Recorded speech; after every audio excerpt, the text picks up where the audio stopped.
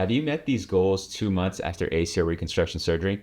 We're going to go over these goals and why you might not be hitting them and why you should be hitting them.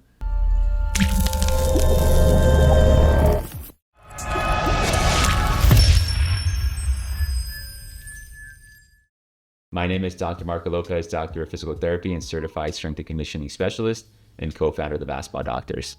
So let's jump into it, guys. So if you had ACL reconstruction surgery, we have several topics beforehand regarding what you should be doing right after surgery. And then we also have a video, if you click in the description below, at 1 month. But we're talking about 2 months. So in this 2 month, it's very critical because this sets us up for that return to running down the line, return to cutting.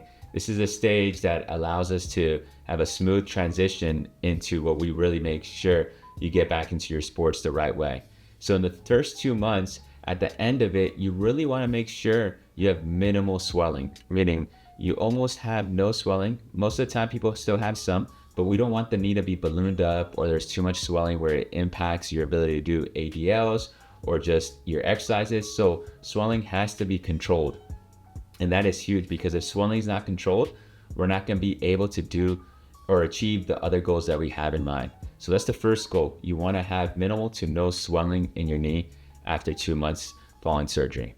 The second goal, we really want to make sure our mobility is at these key components.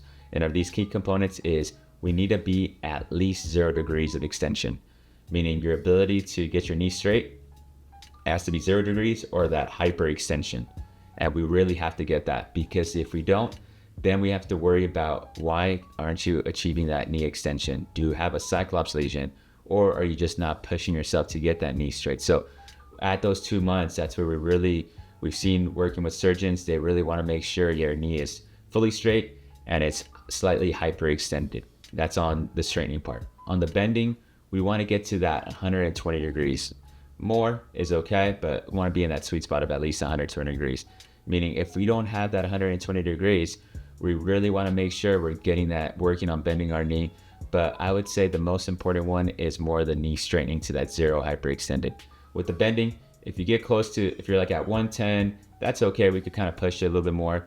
But if you don't have that 0 degrees at 2 months, then we're really behind because then it really affects our walking, which we'll go over. All right, guys, so now that we went over the mobility and the minimal swelling, the next one is walking.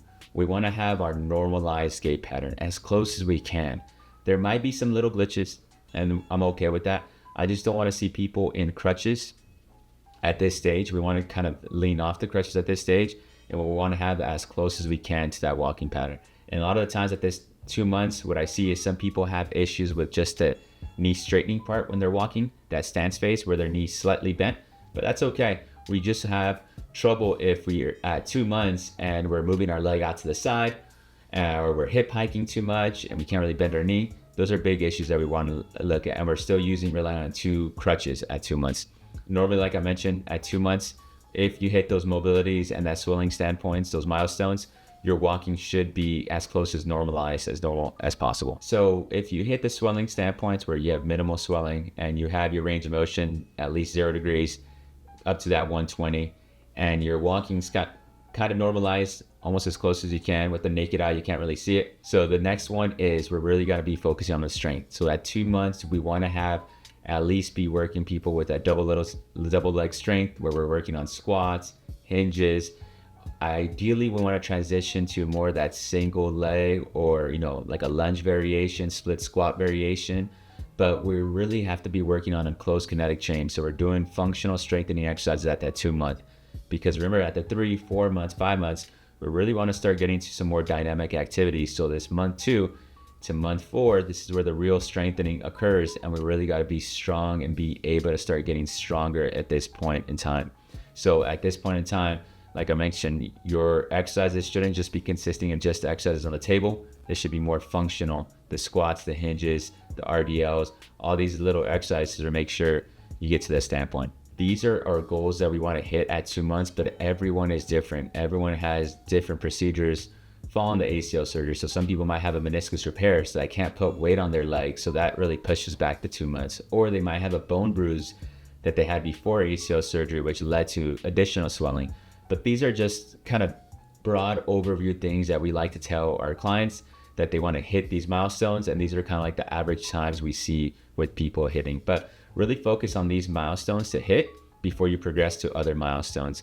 But like I mentioned, everyone's different, and if you guys have any questions regarding ACL rehab, or if you guys want to work with us, we work in Southern California and in online, send us an email. We look at you individually. We create specific programs for you to make sure you hit these milestones in order for you to progress as we would want you to progress to get back to your activities of choices or sports of choices. But hit the follow button in our channel, share this video with friends and family. We are the Basketball Doctors. Let's ball for life.